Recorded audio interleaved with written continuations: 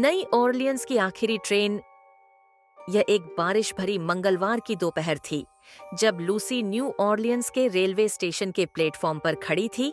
दूर से गूंजते बादल और भीड़ की हलचल मिल रही थी। उसका सूटकेस भारी था, हालांकि उसमें केवल आवश्यक चीजें ही थीं।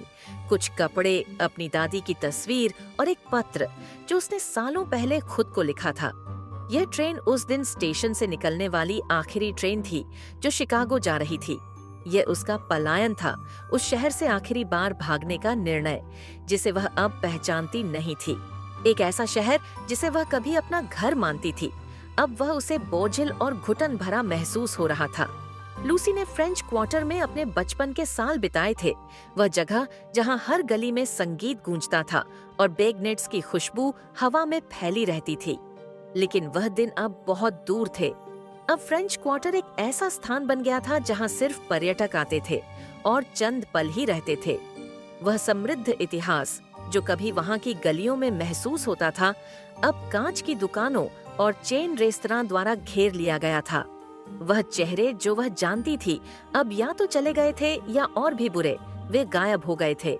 उसकी दादी का घर जो उसकी एकमात्र असली पहचान थी, अब वह स्थान बन चुका था जहां वह नहीं रहना चाहती थी। जब उसकी दादी का निधन हुआ तो लूसी ने उस घर को बचाने की पूरी कोशिश की।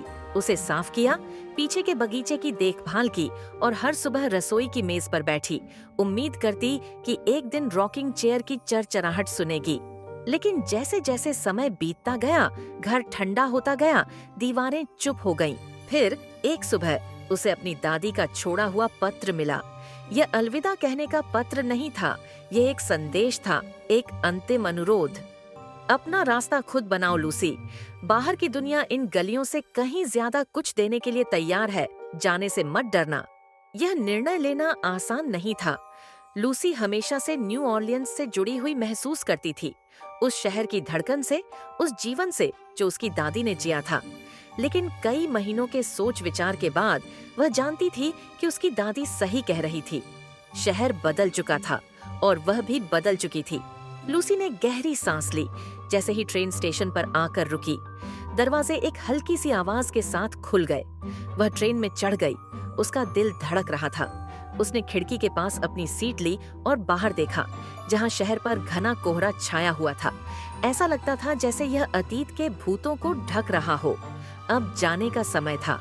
जैसे ही ट्रेन ने उत्तर की ओर अपना रास्ता शुरू किया, लूसी ने देखा कि शहर दूर होता जा रहा है।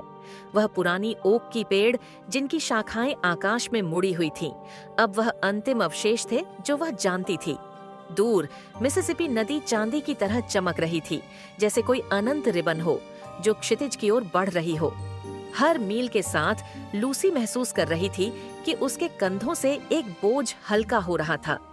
वह नहीं जानती थी कि शिकागो में उसके लिए क्या होगा या लंबी दूरी में उसका भविष्य कहाँ होगा। लेकिन एक चीज वह जानती थी, उसने सही निर्णय लिया था। न्यू ऑरलियंस की यादें हमेशा उसका हिस्सा रहेंगी, लेकिन अब वे उसके दिल पर हावी नहीं थीं। रात के दौरान ट्रेन ने अपनी गति बनाए रखी और रेल की पटरियों की आवाज उसके पैरों के नीचे दिल की धड़कन जैसी महसूस हो रही थी। जैसे ही शहर की रोशनी दूर होती गई, लूसी ने अपनी आंखें बंद की और महसूस किया कि भविष्य उसे बुला रहा था और पहली बार उसे लगा कि वह स्वतंत्र है। आशा है आपको कहानी पसंद आई होगी। यदि आपको कोई बदलाव चाहिए तो बताइए।